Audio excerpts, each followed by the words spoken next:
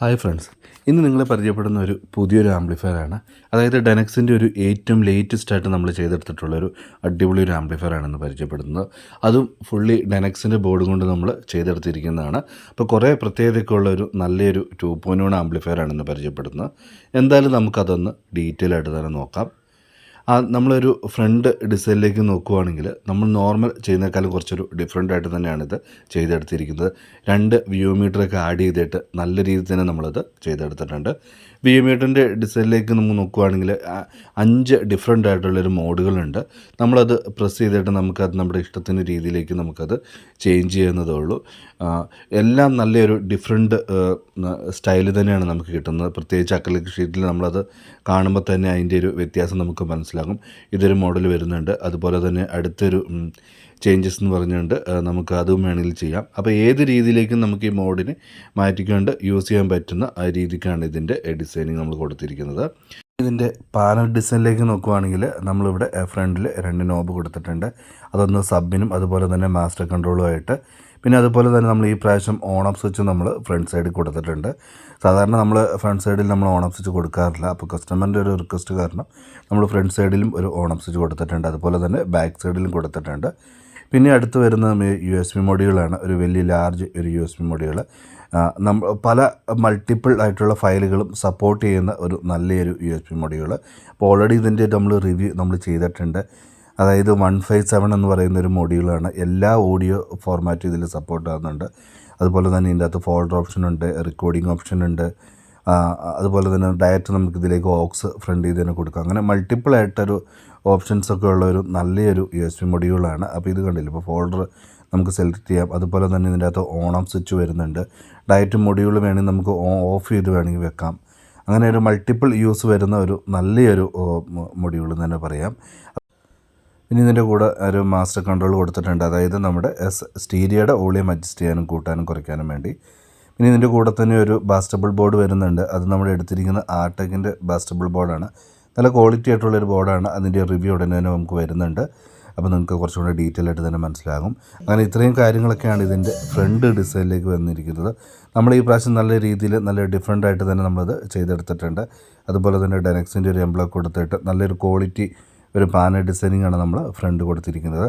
Back സൈഡിലേക്ക് നോക്കുകയാണെങ്കിൽ ഒരു സ്റ്റീരിയോ ഇൻപുട്ട് വരുന്നുണ്ട്. മൾട്ടിപ്പിളായിട്ട് 3 സ്റ്റീരിയോ ഇൻപുട്ട് കൊടുക്കാൻ പറ്റുന്ന രീതിയിൽ. അതുപോലെ തന്നെ ഫ്രണ്ട് റൈറ്റ് നമ്മൾ ഓഡിയോ ഔട്ടിന് കൊടുത്തിട്ടുണ്ട്. അതുപോലെ തന്നെ സബ് ഔട്ട് എല്ലാം ബനാന സോക്കറ്റ് കൊടുത്തിട്ടാണ് നമ്മൾ ചെയ്തിരിക്കുന്നത്. അതുപോലെ തന്നെ അക്രിലിക് പാനത്തിലാണ് ബാക്ക് സൈഡിൽ നമ്മൾ കൊടുത്തിരിക്കുന്നത്. പവർ സോക്കറ്റ് ഓൺ സ്വിച്ചും ബാക്ക് സൈഡിൽ വരുന്നുണ്ട്.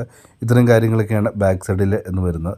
ഇനി നമ്മൾ എടുത്തു പറയേണ്ടതെന്നാണ് ഇതിൻ്റെ ഒരു ഇൻസൈഡ് നമ്മൾ ചെയ്തിരിക്കുന്നത്.